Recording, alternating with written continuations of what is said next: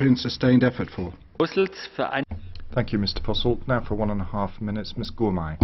Dear President, Commissioner, colleagues, the armed rebellion of the M23 movement has reopened the wounds of a country that already suffered a bloody conflict for years. The negotiations and dialogue process that started last week in a first step towards a resolution, but the situation remains very unstable. Given the deeply rooted and multiple reasons of this conflict, as well as its implication on the whole region, a comprehensive plan and strategy is urgently needed. Besides the sensitive ethnic situation, the economic and social environment, the role of the neighbourhood countries and the struggle around the DRC natural resources must be addressed. Illicit exploitation and trade of natural resources, such as illegal mining, must be prevented before a lasting solution can be found.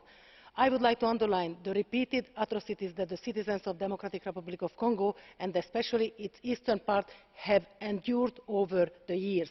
In particular, the use of sexual violence and rapes at a massive scale, including on minor girls, cannot be tolerated and needs to be put to an end. Not only must we prevent such hateful crimes, but the utmost be done to help the victims to recover both physically and psychologically. More generally, the security of internally displaced people needs to be strengthened, and the consequences of the conflict need to be seriously dealt with.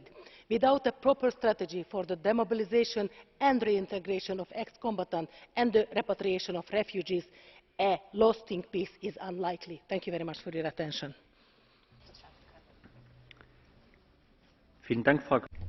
Thank you, Ms. Gourmay. Now, Mrs. Schaake for 1.5 minutes. Thank you, President, Commissioner, colleagues.